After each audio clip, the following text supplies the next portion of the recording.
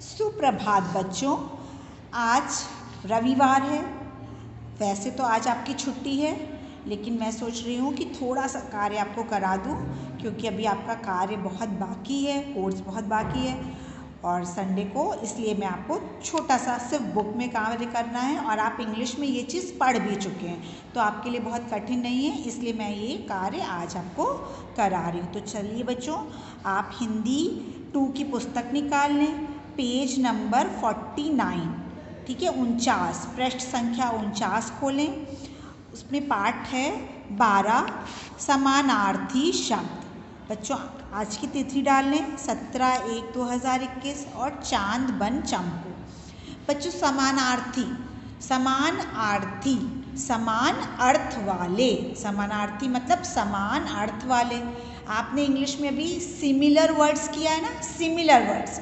Similar words का meaning क्या था कि कोई भी दो शब्द जिनका अर्थ एक होता है, वो उच्चारण करने पे देखने में अलग होते हैं लेकिन अर्थ एक होता है। वैसे ही हिंदी में हम सिमिलर वर्ड्स को कहते हैं समानार्थी शब्द। तो चलिए बच्चों हम पढ़ते हैं। ये देखिए, ये क्या बना है, सूर्य, सन, ठीक है।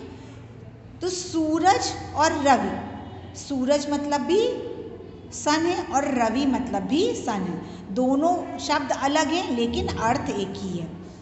ये देखिए, ये बच्चों ये क्या बना है, किसका चित्र है, ये किसका चित्र है, पेड़ का। तो पेड़ में पेड़ भी हम बोलते हैं और हम क्या बोलते हैं, तरु भी बोलते हैं। पेड़ भी बोलते हैं और तरु भी बोलते हैं।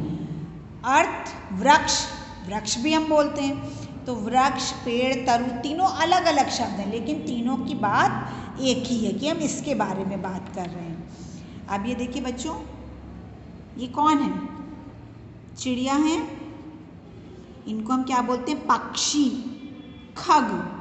अलग अलग शब्द लेकिन अर्थ एक ही, इन्हीं को हम बोलते हैं समानार्थी, समान अर्थ वाले। अब ये देखिए बच्चों, बादल, बादल को हम मेघ भी बोलते हैं और बादल भी बोलते हैं, ठीक है। ये देखिए बच्चों, ये क्या पढ़ रहे हैं, बुक पढ़ रहे हैं बच्चे। इस बुक को हम क्या बोलते हैं, पुस्तक भी बोलते हैं और किताब भी बोलते हैं ना। तो फिर देखिए समान अर्थ। फिर ये देखिए, ये कितने सारे फूल खिले हैं, तो फूल भी बोलते हैं, सुमन भी बोलते हैं, कुसुम भी बोलते हैं। तो बच्चों जब अलग अलग शब्द हैं लेकिन उनका अर्थ एक है, तो ऐसे शब्दों को हम समान अर्थ कहते हैं, समान अर्थ वाले सिमिलर वर्ड्स। इस चित्र में कुछ प्राणी तथा वस्तुओं के दो दो नाम लिखे हैं, पेड़, तरु, पुस्तक, किताब, फूल, सुमन, सूरज, रवि, पक्षी, खग, बादल, मेघ। किसी वस्तु, पशु, पक्षी आदि के एक से अधिक नाम हो सकते हैं। ऐसे नाम शब्द समान अर्थ वाले शब्द होते हैं।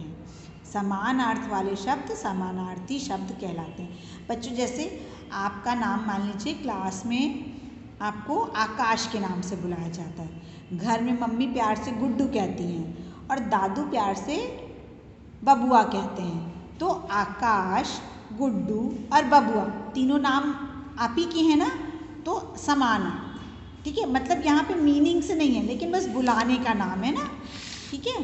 तो चलिए थोड़े से और शब्द, समानार्थी शब्दों को हम देखते हैं। ये देखिए, आकाश, आकाश को गगन भी कहते हैं, आसमान भी कहते हैं। उपवन मतलब बाग और बगीचा। चंद्रमा, शशि मतलब चांद के बारे में बात कर रहे हैं। दानव, असुर किसके बारे में बात कर रहे हैं, राक्षस के बारे में।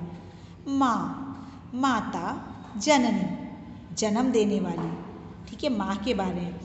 बारिश, वर्षा, बरसात। सांप, सर्प, भुजंग मतलब अलग अलग शब्द लेकिन अर्थ एक है। घर, आलय, गृह। हाथी, गज, हस्ती। देवता, सुर, देव। पानी, जल, नीर। राजा, नृप, सम्राट। शेर, सिंह, वनराज। सुबह, सवेरा, प्रातः। संसार, दुनिया, जगत, विश्व। रात, रात्रि, निशा। तो बच्चों ये सारे शब्द आपको याद करने पड़ेंगे, ठीक है। याद करने पड़ेंगे, एग्ज़ाम में आएंगे आपके। अब देखिए आपने इस पार्ट में क्या देखा, किसी वस्तु अथवा प्राणी के एक से अधिक नाम हो सकते हैं। ये नाम समान अर्थ बताते हैं और समान अर्थ बताने वाले शब्द समानार्थी शब्द कहलाते हैं। तो चलिए बच्चों, अब हम अभ्यास करेंगे कि आपने क्या सीखा। छोटी सी अभ्यास है, इसीलिए मैंने आज रविवार को आपको करा दी है। सांप, एक्स्ट्रा क्लास लेके, ठीक है ना। सांप, तो सांप का आपने अभी पढ़ा था ना, क्या होता है सांप का, सर्प और भुजंग। तो यहाँ पे क्या लिखा है, सर्प लिखा है, तो हमने सर्प पर गोला बना दिया।